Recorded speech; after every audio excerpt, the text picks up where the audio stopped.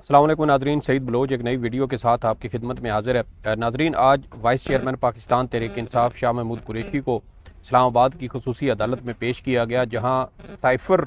से मुतल्लिक तहकीकात में जो खसूसी अदालत है उसकी जानिब से शाह महमूद कुरैशी का 4 रोज़ा जिस्मानी रिमांड मंजूर किया गया है। आज इस केस की समाअत के दौरान क्या हुआ, ये केस कैसे मुकर्रर हुआ, अदालत कैसे कायम हुई और कार्रवाई कैसे चलाई गई,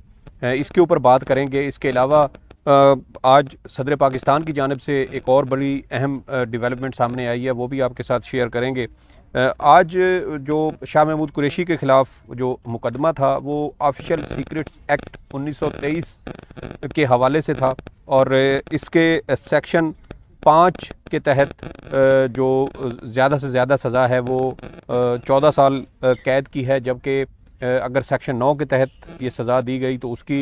जो मुद्दत है वो 1 साल की कैद की सज़ा बनती है। इस्लामाबाद की मकामी अदालत के जज हैं अबू अल हसनात मोहम्मद जुल्करनैन उनका नाम है। ये इस्लामाबाद में जो इंसदाद दहशतगर्दी अदालत के जज भी हैं और आज केस की समाअत के दौरान FIA के जो प्रोसिक्यूटर जनरल थे उनकी जानिब से शाह महमूद कुरैशी का 13 रोज़ा जिस्मानी रिमांड मंजूर करने की अदालत से इस्तदा की गई, लेकिन अदालत ने इसके ऊपर फ़ैसला महफूज किया और फ़ैसला महफूज करने की थोड़ी देर बाद अदालत ने जब ये फ़ैसला सुनाया तो अदालत ने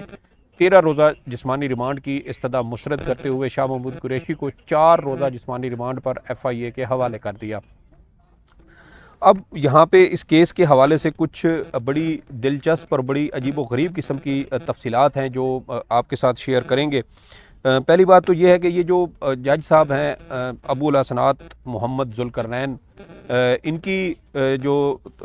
तैनाती का नोटिफिकेशन है वो 3 जुलाई 2023 को किया गया, यानी गुज़श्ता माह 3 जुलाई को इनका नोटिफिकेशन जारी किया गया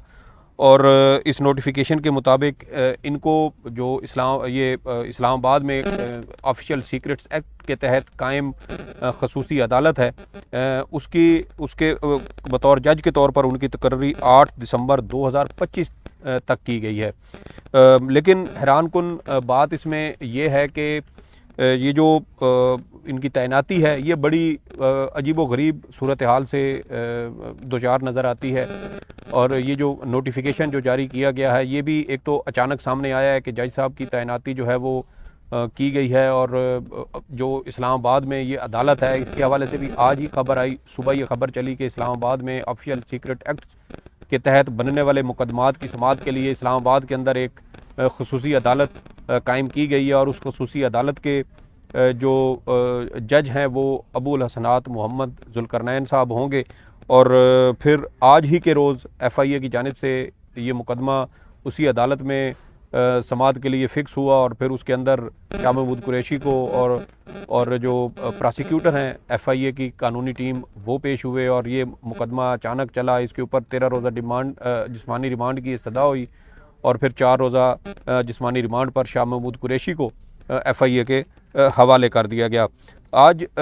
इस केस की समाअत के हवाले से एक अहम डेवलपमेंट ये भी सामने आई कि पाकिस्तान तहरीक इंसाफ की जो लीगल टीम है उससे ताल्लुक़ रखने वाले एक वकील इंतज़ार हुसैन पंजोथा ने एक ट्वीट किया और उन्होंने शाह महमूद कुरैशी से हुई बात का हवाला देते हुए ये कहा कि उनकी शाह महमूद कुरैशी के साथ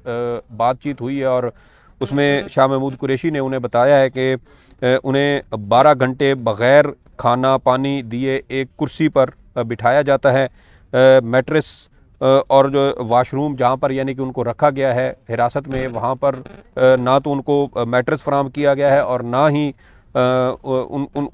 उनकी उस जगह पर किसी किस्म का कोई वाशरूम जो है वो मौजूद है। इसके अलावा शाह महमूद कुरैशी ने इंतज़ार पंजोथा को ये भी बताया कि मैं ज़मीन पर सोया हूँ लेकिन मैं इमरान ख़ान के साथ खड़ा हूँ और खड़ा रहूँगा। अदालत ने अब प्रोसिक्यूटर नैब को और प्रोसिक्यूटर FIA प्रोसिक्यूटर को ये कहा है कि ये 25 अगस्त को शाह महमूद कुरैशी को दोबारा अदालत में पेश किया जाए FIA हुकाम 25 अगस्त को शाह महमूद कुरैशी का 4 रोज़ा जिस्मानी रिमांड मुकम्मल होने के बाद उन्हें इस इस्लामाबाद की खसूसी अदालत में पेश करेंगे और उसके बाद केस की समाअत जो है वो मज़ीद आगे बढ़ाई जाएगी और इस बात का फ़ैसला किया जाएगा कि क्या शाह महमूद कुरैशी की से मज़ीद किसी किस्म की कोई तफ्तीश दरकार है या उनको जुडिशल रिमांड पर भेजा जाता है। ये इंशाल्लाह जो भी आगे इस केस की कार्रवाई जब बढ़ेगी तो वो भी आपके साथ शेयर करेंगे। लेकिन यहाँ पर कुछ और अहम बातें हैं, कुछ ऐसे नुकात हैं जो आपके साथ शेयर करना ज़रूरी है। 15 अगस्त को शाह महमूद कुरैशी के ख़िलाफ़ FIA में एक ऑफिशियल सीक्रेट्स एक्ट के तहत एक मुकदमा दर्ज किया जाता है और उस मुकदमे के मुद्दई होते हैं वज़ारत दाखिला के सेक्रेटरी यूसुफ नसीम खोखर साहब। और यूसुफ नसीम खोखर साहब के बारे में ये ख़बरें हैं कि वो रवां साल मार्च के आखिर में अपने ओहदे से रिटायर हो चुके हैं। इस हवाले से वज़ारत दाखिला में बाकायदा एक तकरीब का इनेकाद भी किया गया जिसमें उस वक्त के वज़ीर दाखिला राना सनाउल्लाह और इस्लामाबाद पुलिस के IG अकबर नासिर ख़ान भी शरीक हुए थे, जहाँ पर सेक्रेटरी दाखिला यूसुफ नसीम खोखर को नेक ख्वाहिशात के साथ उनकी जो रिटायरमेंट थी उस पर उनको नेक ख्वाहिशात का उन्हें इज़हार किया गया। और बड़ी हैरान कुन बात यह है कि जो सेक्रेटरी दाखिला रवां साल मार्च में अपनी मुद्दत पूरी करके ओहदे से रिटायर हो चुके हैं, उनकी मुद्दत में 15 अगस्त 2023 को यानी चंद रोज़ कबल FIA के अंदर ये मुकदमा कैसे दर्ज किया गया? क्या 15 अगस्त 2023 तक यूसुफ नसीम खोखर सेक्रेटरी दाखिला के ओहदे पर तैनात रहे? क्या उनकी मुद्दत मुलाजमत में किसी किस्म की कोई तौसीक की गई या उनकी जगह किसी नए ब्यूरोक्रेट को सेक्रेटरी दाखिला का चार्ज दिया गया? ये सवाल अपनी जगह मौजूद है। तो यकीनी तौर पे जब इस केस की समाअत आगे बढ़ेगी तो ये तमाम नुकात भी अदालत के सामने रखे जाएंगे कि क्या ये मुकदमा काबिल समाअत है जिसमें एक शख्स जो रिटायर हो चुका हो उसको FIA का उसको वज़ारत दाखिला का सेक्रेटरी बनाकर उसकी मुद्दत में ये मुकदमा दर्ज किया गया। दूसरा एक और अहम नुक्ता इसके साथ ये भी जो है वो खड़ा होता है और वो ये है कि क्या ये जो दरख्वास्त थी शाह महमूद कुरैशी के ख़िलाफ़, क्या ये इस साल के शुरू में ही उसके ऊपर कोई चीज़ें तय हो चुकी थी लेकिन उनको शायद इंतज़ार किया गया उन मामलात का,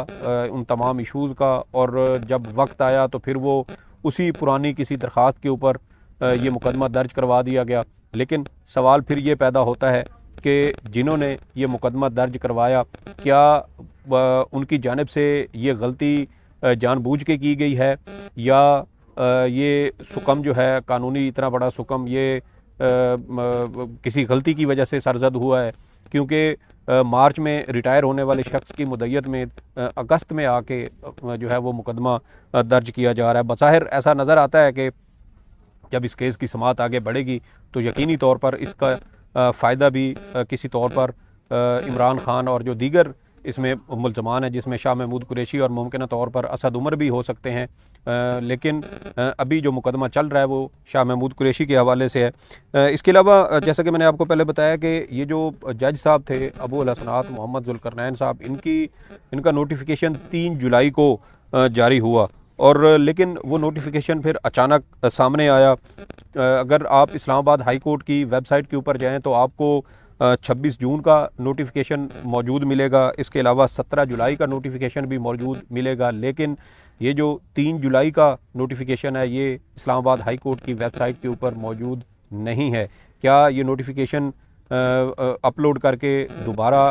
हटाया गया? किसके हुक्म पर हटाया गया? क्यों हटाया गया? ये भी सवाल एक अपनी जगह पर मौजूद है कि इसको इस तरह खुफिया रखने की ऐसी क्या ज़रूरत पेश आई कि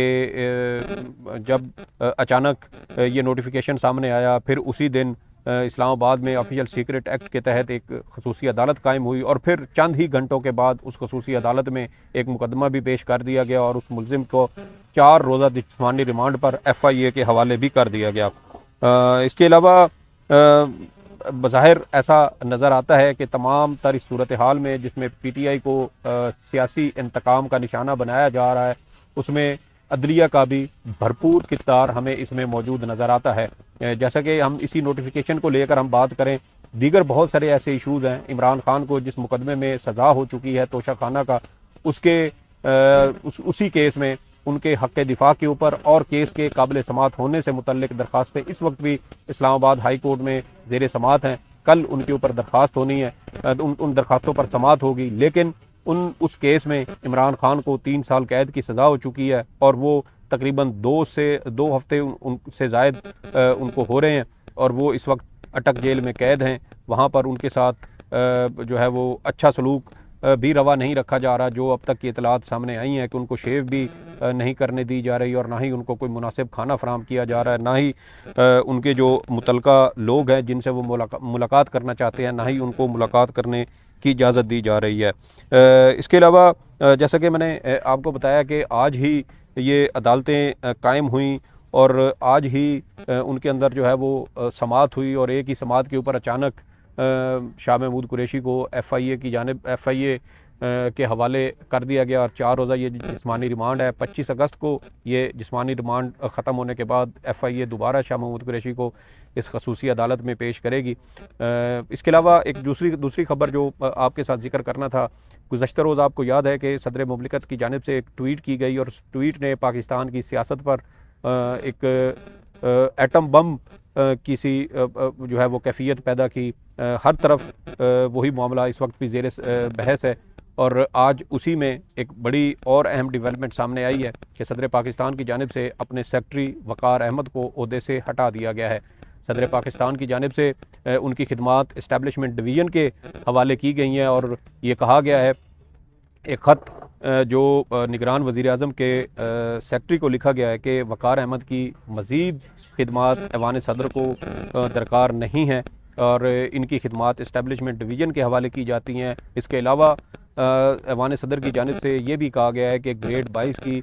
हुमैरा अहमद को बतौर प्रिंसिपल सेक्रेटरी सदर मुमलिकत तैनात किया जाए। ये एक बड़ी अहम डेवलपमेंट है क्योंकि गुज़श्ता रोज़ सदर पाकिस्तान के उस ट्वीट के बाद 3 ऐसे लोगों के हवाले से इतलात गर्दिश कर रही हैं कि 3 ऐसे अफसरान, मतहत अफसरान जो ऐवान सदर में सदर मुमलिकत के स्टाफ में शामिल हैं, उनकी जानिब से रियासत के सरबराह, पाकिस्तान के सबसे बड़े आइनी ओहदेदार यानी सदर मुमलिकत, सदर पाकिस्तान के अहकामात की हुक्मअदूली की गई और इस हुक्मअदूली में 3 अफसरान मुलव्विस थे, जिनमें से एक के बारे में यही इम्कान ज़ाहिर किया जा रहा है कि वो सदर पाकिस्तान के प्रिंसिपल सेक्रेटरी वक़ार अहमद हैं। इसके अलावा 2 मज़ीद अफराद हैं। देखना होगा कि आने वाले दिनों में क्या सदर पाकिस्तान की जानिब से उन अफसरान की किस्मत का भी फ़ैसला किया जाता है। इसके अलावा एक और अहम मुतालबा जो अवाम की जानिब से सामने आ रहा है वो ये है कि ऐवान सदर के इन अफसरान के ख़िलाफ़ सिर्फ ये कार्रवाई मुनासिब नहीं कि उनकी जो खिदमात हैं वो इस्टेब्लिशमेंट डिवीज़न के हवाले की जाएँ, बल्कि उनके ख़िलाफ़ फ़ौजदारी मुकदमात भी कायम होने चाहिए। इस हवाले से हमें कुछ दिन इंतज़ार करना पड़ेगा कि क्या सदर Pakistan supreme court of Pakistan को किसी किस्म का कोई रेफरेंस भेजते हैं, कोई ख़त लिखते हैं। ऐसी इतलात हैं कि शायद सदर पाकिस्तान आने वाले दिनों में सुप्रीम कोर्ट ऑफ पाकिस्तान को इस मामले की इंक्वायरी के लिए कोई ख़त या कोई रेफरेंस भेज सकते हैं। इस वक्त सदर मुमलिकत की जानिब से अपने मुख्तलिफ जो उनके करीबी रफ़क़ा हैं, जो उनकी कानूनी टीम है, जो उनके दोस्त अहबाब हैं, वो उनके साथ मुशावरत कर रहे हैं और इस मुशावरत के मुकम्मल होने के बाद ये देखना होगा कि क्या इस मामले की मज़ीद तहकीकात के लिए मामला सुप्रीम कोर्ट ऑफ पाकिस्तान को भिजवाया जाता है या नहीं, या ये मामला जो है ये सिर्फ़ इन्हीं तकर्रुर और तबादलों तक महदूद रहेगा। इस हवाले से जो भी अपडेट होगी इंशाल्लाह वो भी आपके साथ शेयर करेंगे। सईद बलोच को इजाज़त दें। अल्लाह हाफ़िज़।